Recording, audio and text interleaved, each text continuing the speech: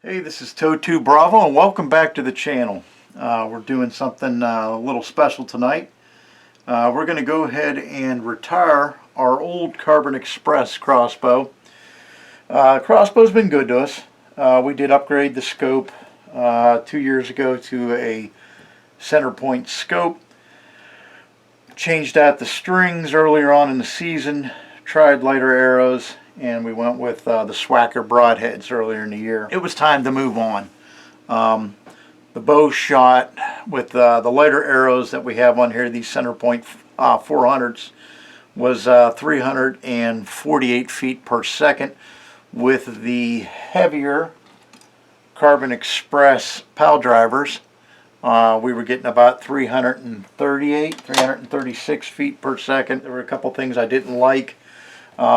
I didn't like the way the quiver mounted. You know, if I had to move through brush or anything, it managed to catch on absolutely everything that was out there.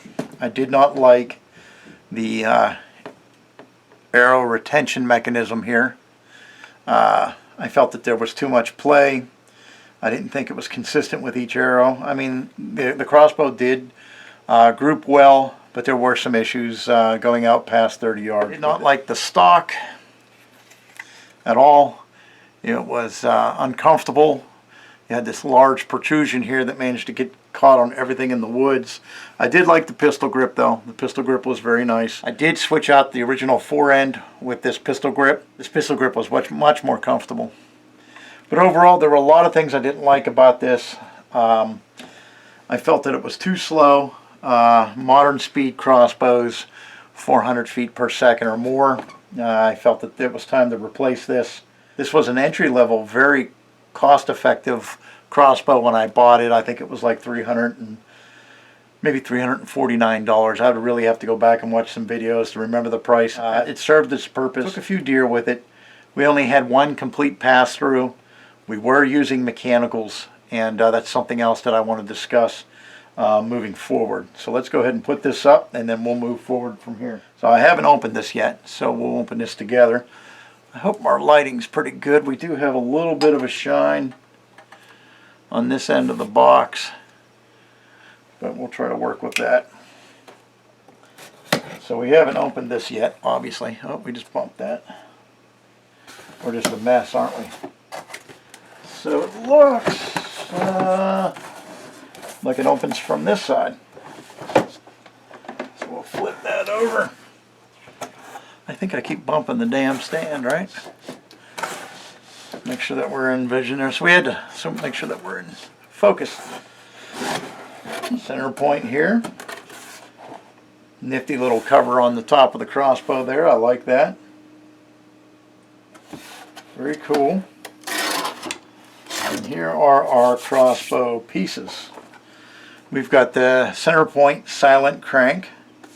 All these things will go into a little more detail as we unbox and set these things aside and make room for the next thing. We have looks like a 4-arrow quiver here from center point.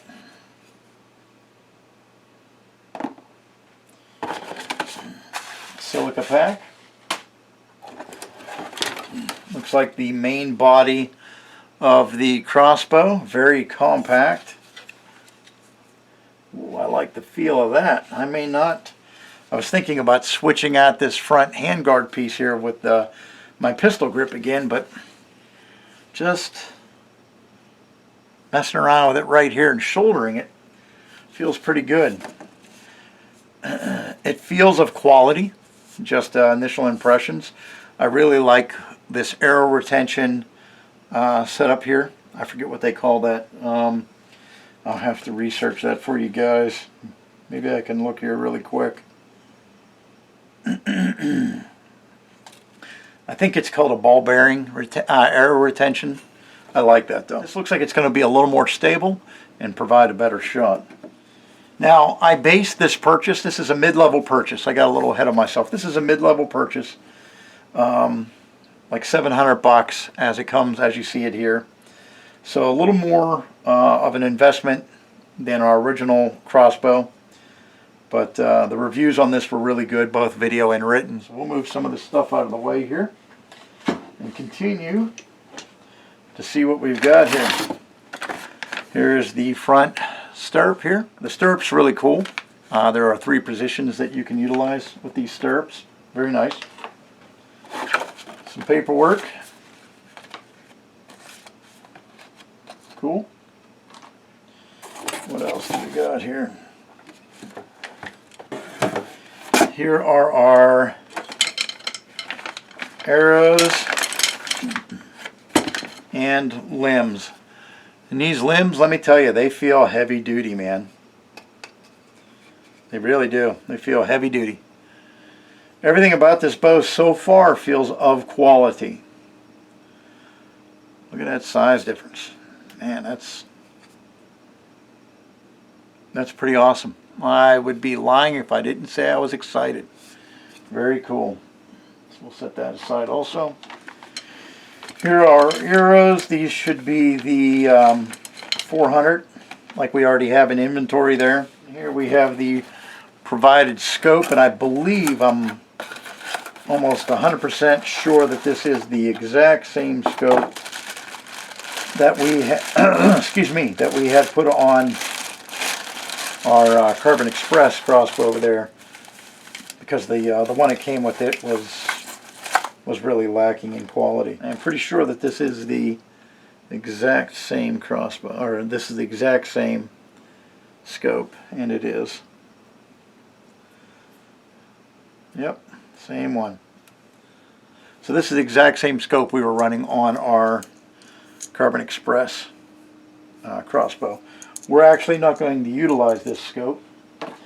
Though it is an efficient and effective scope, we have something different that we're going to put on. Sounds like my cell camera is going off over there. Our instruction manual, which we will read.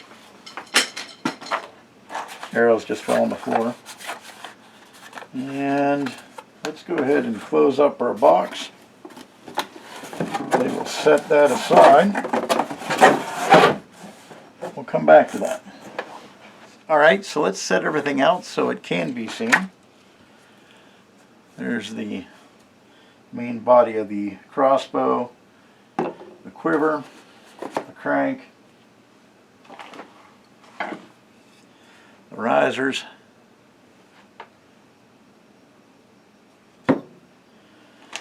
stirrup, and we'll go ahead and remove that stirrup.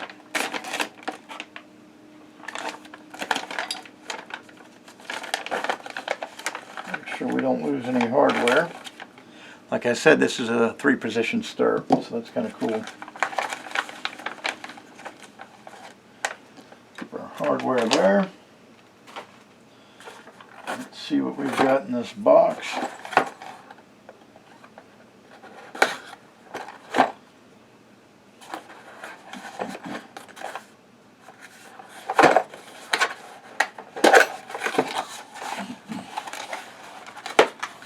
Lots of doodads and pieces. Our rope cocker here. Very nice. No, actually, this would be the quiver. This is, I guess, it's an additional piece to the quiver mount. Let's sort all that out. And flight rail lube. We got some of that already, but we'll use the proprietary stuff. So, that looks like everything right there. So our next step will be look at the owner's manual and see what kind of assembly instructions we have been provided. This is Toe2 Bravo, and welcome back to the channel. Today we're going to continue to talk about our new Centerpoint Wraith 430. I spared you guys the assembly of this crossbow after I did the unboxing. If you're interested in the assembly portion, I would suggest that you go to Centerpoint's YouTube channel and take a look at their assembly video there. It is much more informative than the instruction booklet. So what we've done so far is mount the scope, and not the factory scope. I may have mentioned that. So what we have on here is the Killer Instinct Luminix Speed Ring 1.5 by 5 by 32 IR-E crossbow scope. This has the illuminated glass etched XB100 reticle. So the colors that are available with the illumination is blue and red. I like it a lot. I like the setup. The initial target point on this is a triangle, and then you go dot increments. I'll insert a photo here of an explanation of the reticle setup.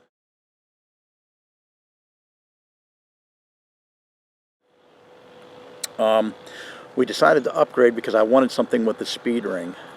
We have chronoed this crossbow prior to coming outside today, and I'll insert a photo of those results also.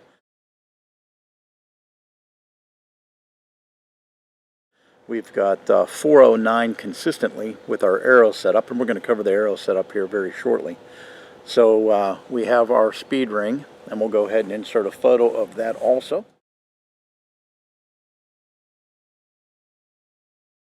We have our speed ring currently set up for what we've got on the chronograph. So let's talk about the crossbow in a little more detail before we get down to the nitty-gritty here and putting some bolts down range. What we've got is the Centerpoint Wraith 430 crossbow, which we talked about during the unboxing and the introduction of this particular video. It says it is rated for 430 feet per second. We haven't validated that yet with the arrows provided, and I know that the arrows provided also came with 100 grain practice broadheads. We're going to be shooting 125, and I think that's why we've got the 409 feet per second. The draw weight is 200 pounds, so it's a fairly stout draw weight for this bow. The kinetic energy is 164 foot-pounds. The weight is 8.3 pounds, so it's not the lightest bow, that's for sure. The length is 28.2 long, so from back here at the buttstock to the front of the bow is 28.2. That's not too bad. Axle to axle, uncocked in its present position right now is 13 inches, which is pretty nice. And then cocked axle to axle drops down to 9 inches, so that's very narrow. With my current setup with 20-inch bolts, with 125 grain practice broadheads, total bolt weight is in the neighborhood of 425 grains all the way down to 423 point something. We're going to talk about the bolt setup here shortly, but we're going to do that in a minute. That was just our average bolt weight that we were talking about. Now, some of the things that I really like right off the bat with this crossbow. I really like the trigger. I like the trigger pull. I like the ergonomics of the pistol grip and how that feels. I do like the front forehand grip here. I really like the stirrup. And as you can see, it's in a down position here. It acts like a tripod for the crossbow. If you pull down on the front end here, you can actually put it up in the load position, putting your foot in the stirrup. You can pull it again, drop it down like I did, and have it for the tripod type position, and you can pull it and have it totally folded back for when you're in the tree or in the blind, which is very nice. It all comes back to being very compact and user-friendly while you're in the tree, so I like that quite a bit. You notice we have dampeners under both sides of the cams. We have the string stops with dampeners at the front of the crossbow, so that is very nice. It is not the loudest crossbow, not the quietest crossbow, but a lot quieter than my old crossbow, for sure. I like the handguard. It's very stout. It's intuitive when you're under here. You're holding the front end of the crossbow. It's very intuitive feeling there. There's no give to it, so you can rest your thumb against the brace here. Another nice feature, and I'll get up to show you this, is when you assemble this crossbow, if you look right underneath there, you'll see a timing mark on the cam there, and a timing mark on the cam right there. So once you put it together, there'll be no doubt in your mind that you've got the bow set up correctly, because the timing marks both match up. That's very nice. The aesthetics of the bow are very nice also. It's a good looking bow. Very sharp. The reason why I switched to the Killer Instinct Luminix speed ring scope is the provided scope that came with it was the same one that we had upgraded to on our older crossbow, which was functional. I did not like how when you use the illuminated reticles, everything got washed out. It was much too bright. The detail was lost. It wasn't nice at all. So this is much more subtle. It actually lights up the etched portions of the yardage indicators. Is very subtle, but bright enough that you can utilize it downrange. It doesn't wash it out. So that portion of it is very nice. Another feature that I like a lot is if you look right here where my finger is, and I can insert a photo,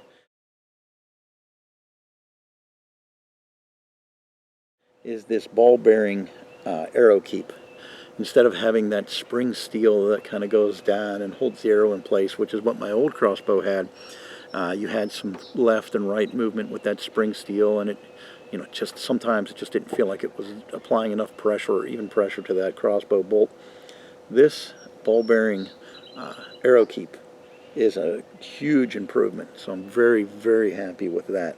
We initially shot this at 10 yards in the office. Had very good results with that, but now we're going to push it out to 20 yards here in the yard, and our goal is to take it all the way out to 40 yards just to see if the speed ring and those yardage positions all line up as they should. So, oh, and I did forget to mention, and I probably mentioned it in the unboxing, but you do get the rope pull loader, and you do get the mechanical one that goes into the back of the buttstock here. Two things that I've noticed before we shoot. Two things that I've noticed that I don't like so far is I feel that they should have given you on the buttstock back here maybe a couple of additional inserts that you could put back here to maybe bring it out an additional inch or two for different draw lengths. And I wish that they would have given us less real estate on the back of the Picatinny reel, and maybe just another half an inch of real estate on the front of the Picatinny reel for your eye relief. This works for me in this setup right now at the very end, at the last piece of available Picatinny rail, but it is barely functional for me. Those are things that I think they could have done maybe a little differently. But overall, I like it a lot. So let's go ahead and cut the camera on at 20 yards and put the first bolt down range at 20 yards. We'll be right back.